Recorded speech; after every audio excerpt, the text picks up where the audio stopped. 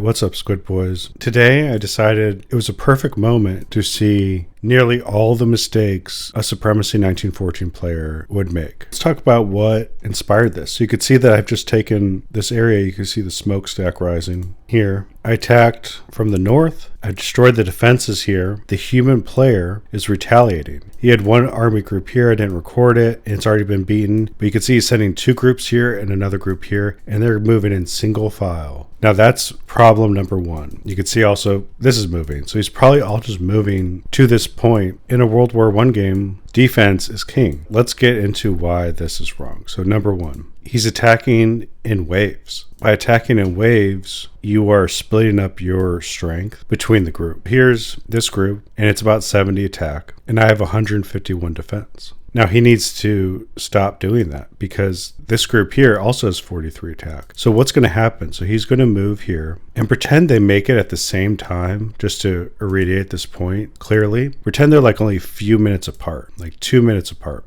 What's going to happen is the first group is going to attack and I'm going to defend. So he's going to do 70 damage. Again, he shouldn't be attacking because has an armored car. He should be defending. And then a minute and 50 seconds are going by, and what happens? There's a big timer. In 60 minutes, I'm going to defend and retaliate again for another round two. And in 60 minutes, you're going to attack. That's the counter. But what's happening? In 2 minutes, because I said just theoretically imagine they're 2 minutes apart, this guy's going to attack. And they're not going to combine into one large group. It'd be great if they did that. They don't do that in this game. They're going to be separate units attacking. They're going to attack group 2 for 43 damage. 43.8, but I'm actually going to defend attack right then and there. I'm not going to, my 60-minute timer still keeps ticking down. It's 58 minutes right now? They've done one attack, two attack as a weaker group, and I've done one attack, two attack as a strong consolidated group. And that's why I'm going to murder this guy. It's going to be pretty ugly. Let's look at the newspaper. So here's myself right here. So far during this whole fight, including the fight you didn't see, he has lost 22,000 casualties and I've lost 8,000. That's a 3-to-1 odds. That's pretty good. And we haven't even gotten to the bloodbath yet. Now, what are you supposed to do? So what you actually should do is pretend this is the group that's fighting. I'm double clicking everyone in line of sight. They actually need to move back here. Hit the delay attack button so they all move at once, and then you hit add target, and then you attack. And ideally, since this is going to take so much time, you would add it right here. The rule is attack all together, strength of force. Because if you don't, you're giving the other player a free attack round because that 60-minute timer doesn't include other units attacking it. Just like airplane. You fly in airplanes and you're fighting, it doesn't matter. The defender still gets to hit the airplanes. So we talked about not attacking in force and attacking in waves. Bad moves. You should never stop your opponent from doing something dumb. So when they do something dumb, you embrace it. Let's go more into the economy of the buildings. So what's number 2? Well, I have an alliance. Oh, yeah, look at that. See, I have people with me. I have an ally, West Egypt, and I want to talk about how workshops do not need to be in every province. You can see it's in every province he has. Why don't they need to be in every province? Before we start that, we need to look at the recruitment office. I click the recruitment office. You can see recruitment office will build an infantry unit, and I'm going to get another one in about an hour and 26 minutes. And the recruitment currently is at 100%. There's a myth that the workshop will speed this up. And I think that myth is perpetuated by the AI. So you see an AI country. Here at Buddha, you could see they have a workshop. And like the AI will just build random workshops. Look, this AI has a workshop here. Why? I don't know. Why am I confused about this? Well, let's click the workshop. So the workshop has only 2 functions. One is to build certain types of units. There's a level 1 and a level 2 workshop. They build certain types of units. Level 1 builds armored cars. Level 2 builds balloons. But they have a second function, and that's the function I want to talk about where people get confused. It's the unit production speed bonus, 100%. Notice I showed the recruitment office, and it said recruitment, not the word production. And that's where people are getting confused. They think if you build a workshop, you are increasing the speed of infantry showing up. But there's actually an easy way of seeing that. Since the workshop takes so quick to build, let me just disprove it now. I'm disproving the workshop myth. So here I'm in Dongola, and at Dongola I only have recruitment office, and you could say I have about 18 hours and 5 minutes until I get this infantry out here. I'm going to click the workshop. Yeah, I'm wasting resources. It's 15 seconds. We're doing it for the movie. Boom. I'm going to hit the refresh button. Connected. Look, 18 hours and 5 minutes from now. It didn't do anything. All it did is let me build an armored car, but I'm too broke to buy one right now. So by building a level 2 workshop, I would change this 50% to 100%. And we saw that in the other screen right here, 100%. Level 2 workshop gives you the ability to build balloons, which are my favorite unit. And that is such a huge problem for beginners because look at my ally. So my ally, West Egypt, look at his morale, it's 39%. So his average morale in all his provinces was 39%, and morale affects resource production. Look at all this. He's just built so many workshops. He got broke and he couldn't pay his bills. And that's one of the biggest problems. If you see an opponent with workshops in every province, you could be more aggressive against them because they don't know what they're doing. So again, to recap, problem number 2, people build workshops in every place because they think it helps with recruitment, but it doesn't. You know what helps with recruitment? Barracks. Let's get to barracks. Now, another problem I see with barracks, which again, my other ally is doing, is here. You could see Siwa has a barracks. I see Marsa has a barracks. I see Alexandria has a barracks. Minya has a barracks. Cairo has a barracks. And Qasar has a barracks. That's 6 barracks, and the guy will be bleeding food and not using his resources efficiently. So why is that? Well, let's read the barracks. So if I go to mine, now this is a level 2 barracks, just like the workshop, the big difference between them is this percentage is just higher. But a level 2 barracks speeds up recruitment. So when people are building workshops, they actually want to be building these barracks if they want more infantry. Now, I get an obscene amount of infantry in my games because I utilizes the barracks efficiently because a workshop has no daily costs, but a barracks has a crazy daily cost. Now, this is a lot of resources. 1350 a day. This is level 2. And you need to be knowing the hack with the barracks. So what is the hack of a barracks? You don't need to be building barracks in single resource provinces like my ally. It's not economically efficient because this is how barracks work. Here is a single resource province with no barracks. You could see it's about 18 hours away from being recruited. And we could say 24, 32 hours to build an infantry here without anything boosting that speed. Now, morale also plays to effect with the speed. If the morale is at 50%, this speed will be cut in half by 50. But the barracks increases that. So by building a barracks, you're increasing that time. This is a level 2, so 150%. So if 100% is double, you could say it's double and a half. So with a single province giving an infantry every 32 hours, a double province, a double resource province, will cut that time in half, which is 16 hours. So 32 hours for a single and a 16 hours for a double. Now, the only 2 differences between these for this time frame is a recruitment office right here. But what happens when you introduce the barracks? A level 1 barracks will cut the time by half, 50%. So if you cut the time by half, what happens? The single province goes from 32 hours to 16. So now if you build a barracks at here, you're producing at the same quantity as the double, but the double resource province is going from 16 to 8. All right, now let's compare the single resource province to the double resource province. And let's say 2 days pass, and they each have a barracks and a recruitment office. So the single resource province is making not 32 every 32 hours, but every 16. And the double resource province isn't making every 16, but every 8. Both these barracks are consuming the same daily upkeep. So pay close attention. At 2 days, 48 hours pass. 48 divided by 16, you're getting 3 infantry. So every 2 days, you're getting 3 infantry with a single resource province. But at the double resource province, you're getting 6 infantry every 2 days. If you were to spend the same amount of resources, would you rather have 3 or 6? Well, obviously 6. So stop building barracks at a single resource province. That's all it is. You will make a barracks in every double resource province you have. In most matches, you'll start with 2 double resources, sometimes 3. And just focus there. Let's get on to the next topic. The next topic is leaving infantry in low morale provinces. Now, earlier we talked about West Egypt, my ally. West Egypt isn't communicating through diplomacy.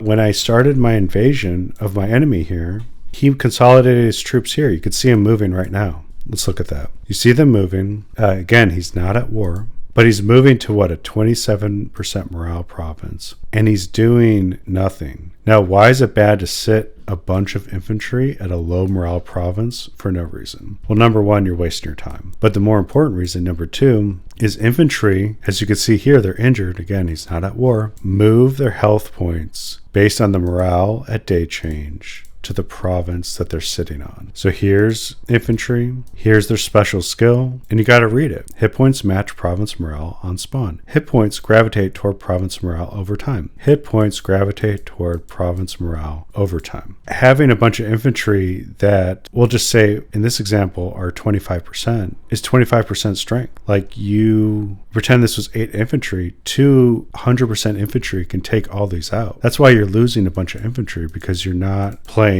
what the game is giving you. The game tells you, click on the infantry. Morale, it's moving that way. What do you need to be doing? Well, when I started this invasion, I actually, I took out a lot of people. I'm doing pretty good in this match. I took out an opponent to the south of him, and my starting provinces were in the north up here. I actually took down here in the south for multiple days before I started my invasion with this guy. But if you look at these provinces, they're not 100%. They're doing pretty good now. They're at 80s. You can see the southern ones are at 64%. But it would be really dumb when I started this invasion right here to mass all my troops here, because they're not at a high morale province. So I mass them up here. You see everyone moving up here. This is called a gathering point, a logistics center, and it's because it's 100% morale. And you can see my guys, they're doing great. 100% morale, getting close to it at least, right? You can't be perfect all the time. But they're healing up here. I have weaker troops and they're healing up. My ally here is not at war, and again, that's really weak. He's at 25% with 28 infantry.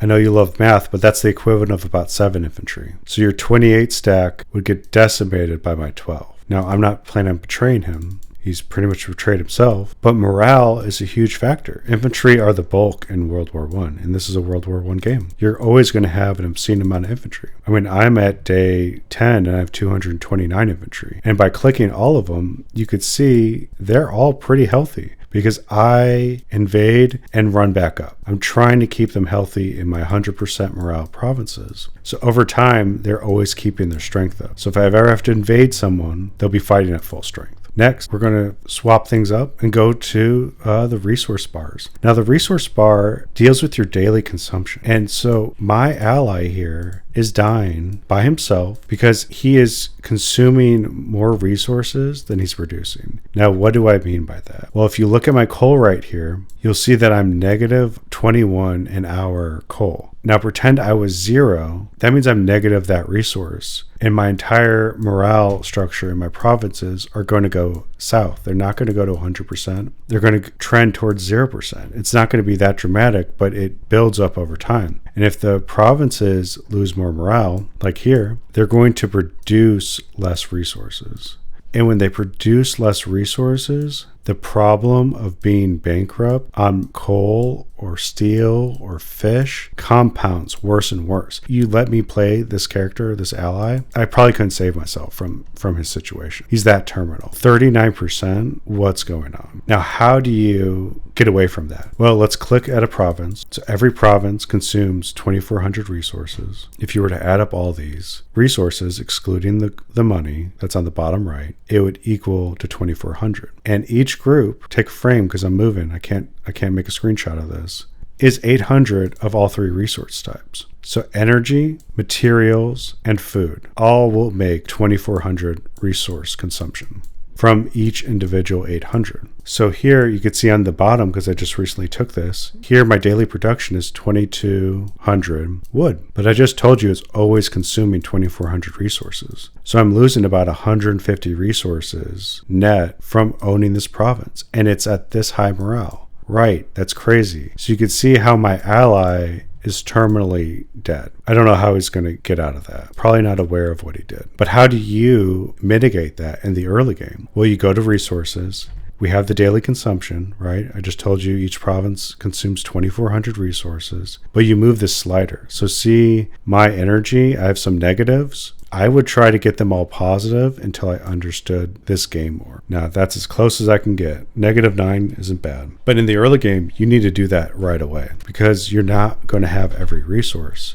If you're a landlocked country, you're going to have no fish. You'll need to mitigate them to 0% to focus just on grain being consumed, right? 100% means grain is being consumed. And that needs to be done on day one. You need to adjust these on day one. My ally didn't do it. He doesn't know this bar exists, because if he knew this bar existed, he probably would have started over. And that's, again, another mistake that new players make. Now, how do you mitigate that besides moving the double resource provinces? Now, this is the big one. Just like the barracks gives you more infantry in a double resource province. A double resource will give you more resources at the double resource. I know that sounds crazy, right? Double resources, you get double the resources. With that multiplying factor at a double resource province, building factories, harbors, and railroads will make more resources. If you start with 3150 at a single resource as your base, if you have 100% morale, right? Remember, you're losing 2,400 resources, so this is not a lot. You need to make sure you can make a lot more than this if you need it.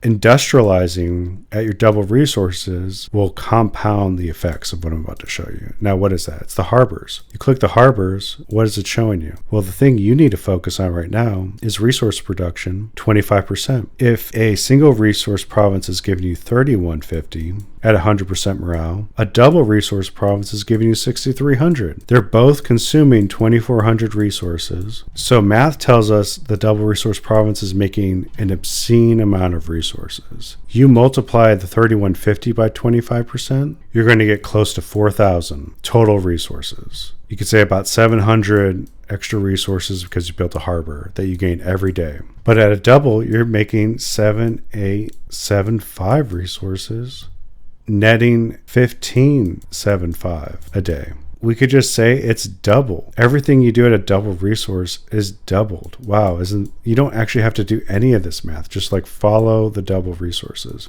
So what does that mean? You need to be building harbors and railroads and factories. Factories also have a slight resource production. You want to build them after the harbors and railroads in your double resource provinces first. Because in the early game, you need everything you can. You need to get as much as you can. And you need to get as much as you can in an efficient way as possible. So you need to build and industrialize in your double resource provinces. Next, you have fancy resources at your double resource provinces. What are you doing? What is my enemy right now not doing that we can see? Well, that's it. He can't see. He can't see what's going on. I have a balloon right here.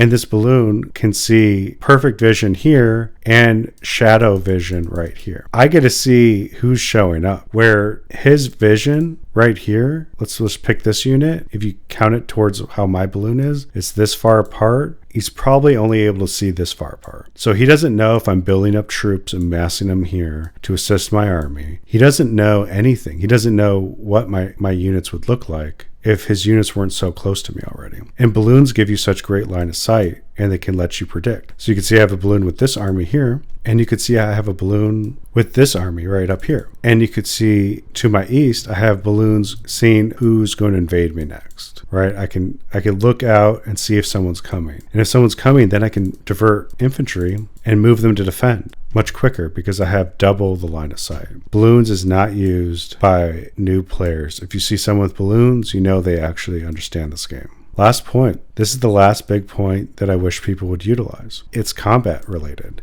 So you click a unit and you have all these different tabs and no one's using them besides the move button. You didn't see this, but I actually moved right here because I don't want to fight this group. I moved right here. Then I hit the add target button, moved here, and moved down here. I get them really close because I love having my human players think I'm doing something and then I don't do it. So by moving close and then backing up, I'm messing with them. Furthermore, there's more things than just the add target button. There's the delay attack. It's the evening now. I'm going to go to bed soon. I want to move right here before this place shows up because it's wide open, and I'm going to move it right before I wake up. So I'll see it, I'll see what happens, and I won't get a surprise. Now it's going to be delayed. You can see the delay timer right here, this many hours. So they're going to sit at this spot for like 12 hours. I'm rounding now. We're not doing math. We're just rounding. 12 hours. And then it's going to move. And this is such a great way of organizing your troops. You can see my logistics, my groups, my armies right here. I'm going to click all these new recruits and pretend I wanted them all here at a certain time. I click this, all 22 of them, hit the delay attack button.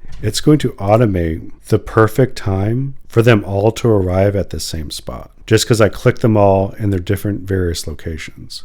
Now this is useful in consolidating troops at the same time point. Next, which honestly I don't have an example, a good one is forced march. Now I like to use forced march, but forced march is one where you'll lose hit points, you'll lose morale every hour by 5%, but your speed will grow by 50%. Now this is great if, for example, I'm attacking this guy here. He wants to sit and defend this front army, but he wants to force march right here to consolidate this big group. That could be a great way of using force march where you consolidate really quickly to get a bigger group. Because like we discussed earlier, the bigger your group, the better you'll do. Another way of using force march is by having an infantry. Remember, this infantry is delaying attack here, but pretend I'm really close to it. I'm about to get to it. You force march one infantry and you can get there so much quicker. But again, this is not something people are using. Add target, force march, and delay attack. I found an example, force march. After defeating my opponent who attacked in waves, like so, it's the next day and I'm going to the capital.